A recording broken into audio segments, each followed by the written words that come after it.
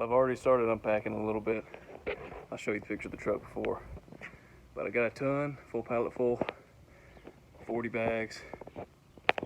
Unloading them right now. I'm gonna unload 20, leave them here, take 20 with me, and then take some of our new gravity feeders to the land. So I'll update you as I go.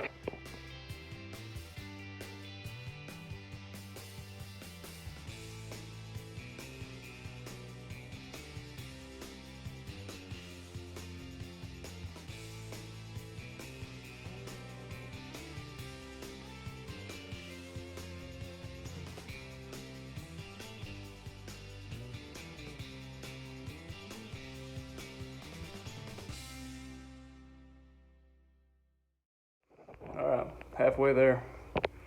Went through and I've unloaded all 40 50-pound bags because the barrels would not fit with the pallet on there. So I had to take all 40 off, piled them up, and then I went through and took the pallet off, put the 2 metal barrels in there because they don't have tops, filled them up each with 5 bags. So I still have 10 more bags to go. Shout out to our sponsor for this video, Little Hug Fruit Barrels. Couldn't do it without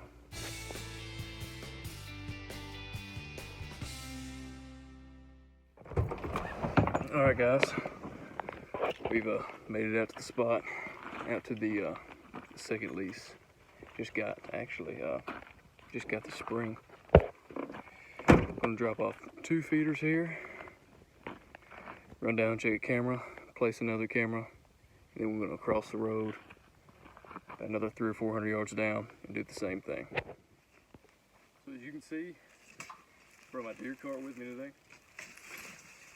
I brought it that way I can kind of rig these large drums and barrels, strap it on there, put the corn inside, instead of having to single-handedly take everything down here. Actually, I've heard a lot of people say lately it's really a scent minimization.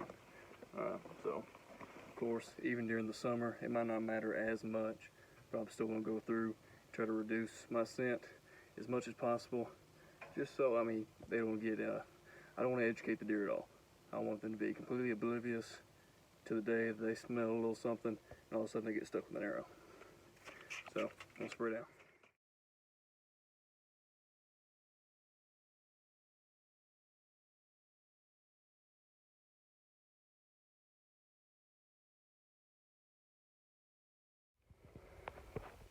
Well, we've had a blowout on the deer cart.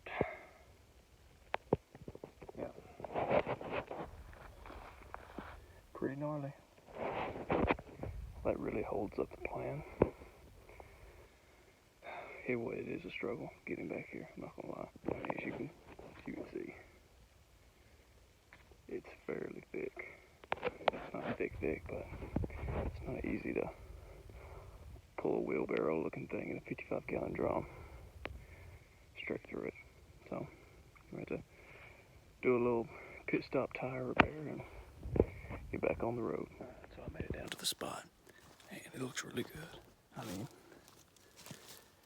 They absolutely tore up the lucky buck. Tore it up. Got a camera right there, so looking forward to seeing what's on these pictures. I talked about it once, but I didn't cut holes in 1 barrel out of all 9, and somehow that's the one I luckily grabbed and drove all the way down here. So what I did was I went ahead and went through, put the corn all the way around at the bottom of the barrel, hopefully to simulate what it will be like when there actually is holes in it. Well, as we all know, that first one didn't work out too well. So I'm going to go through and see if the one that actually has holes in it will do any better.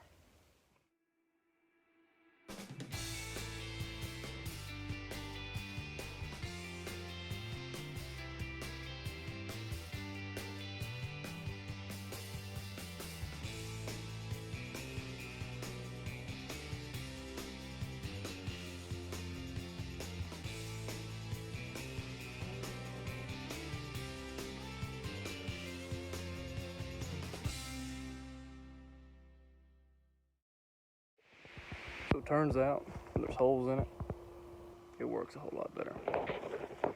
And ended up, I've kind of kicked it around a little bit, but the piles, like I was talking about, came out and their edges touched. So this is kind of how it works. Corn's filled up right there somewhere. As the deer eat it, moves out of the way, refills. So, nice, easy, simple. A lot of corn in there. It's gonna take a while for them to eat it. Hopefully it should last. So that wraps up today's video. Really hope you enjoyed it. Like I said in the intro, really learned a lot from it. Tested a couple different things out. Don't be afraid to go out, try out the barrel feeder, comment, let me know, reach out. You can always follow me on 11th Hour Outdoors on Instagram. Hopefully I'll be making a couple more social medias here soon. But let me know how it works for you. Try it out. If you find different materials that work better, let me know as well. I'll definitely be making more of these. I've checked on a couple of them. They're still pouring corn out. All I do is swipe my foot and it pours out. So it's working well for me. Let me know how it works for you. Always remember, it's never too late for salvation through Christ. Thank y'all for watching.